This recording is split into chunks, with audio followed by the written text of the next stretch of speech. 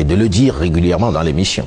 Après avoir parcouru toutes ces archives et rencontré autant de chefs d'État, quel est votre regard sur la situation actuelle du continent africain? Pessimiste ou optimiste sur le devenir du continent? Je suis obligé d'être optimiste parce que j'ai des enfants, parce que l'Afrique, je l'aime de façon passionnée et passionnelle.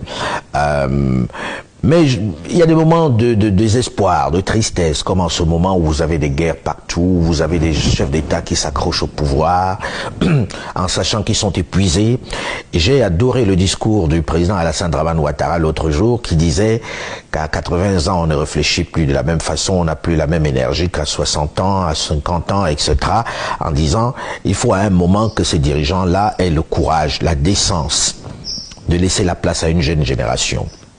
Moi-même, je suis journaliste, j'ai une 50aine d'années, je sais que je ne peux plus aller sur les terrains de conflit. Donc ça ne me vient pas à l'esprit de faire encore le reporter sur les terrains de guerre.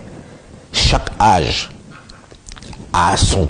correspond à une manière de fonctionner et je pense qu'on doit avoir la décence de partir lorsque c'est nécessaire. Ensuite, lorsque l'on fait des constitutions en disant on va faire 2 mandats et pas plus, on doit avoir la décence de ne pas chercher à tripatouiller la constitution à chaque fois pour rester au pouvoir. Il n'existe pas d'homme providentiel, d'homme irremplaçable. C'est une vue de l'esprit. Les cimetières sont pavés des gens irremplaçables. Pourtant, le monde continue de tourner. Je suis désespéré par ça. Désespéré aussi par cette propension qu'ont certains hommes politiques à s'accrocher aux affaires des ministres, des directeurs généraux qui se prennent pour des dieux et qui, pour rester aux affaires, divisent leur peuple, créent la guerre dans leur pays. Ça m'attriste profondément.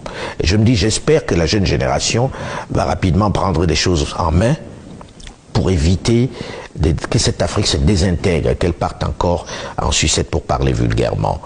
Je suis optimiste parce que je vois des Africains partout qui ont un parcours exceptionnel. Je regardais encore peu ce qu'a fait Tidiane Thiam, qui a été à la tête de l'une des plus importantes banques suisses et qui n'a pas démérité. Que l'on fait partir simplement parce qu'il n'est pas suisse, parce qu'il n'a pas la bonne couleur. Mais personne n'a le courage de dire il a mal travaillé. Personne. Tout le monde lui reconnaît d'avoir été très bon. Je regarde des scientifiques qui sont à des niveaux extraordinaires. Je voyage à travers le monde et je vois des Africains à des postes extraordinaires. Et je me dis, si on était un peu plus structuré chez nous, ces ressources humaines seraient totalement utilisées pour notre continent. Et là, on aurait un continent extraordinaire. Je pense que c'est la passation, la transition qui me fait peur. Le passage de témoin. Nous n'arrivons pas à passer le témoin. Dans tous les domaines, hein, pas seulement les chefs d'État. Quand vous allez dans des entreprises en Afrique, vous avez des directeurs généraux qui ont leur ascenseur à eux, qui ne peuvent pas monter dans le même ascenseur que leurs collaborateurs.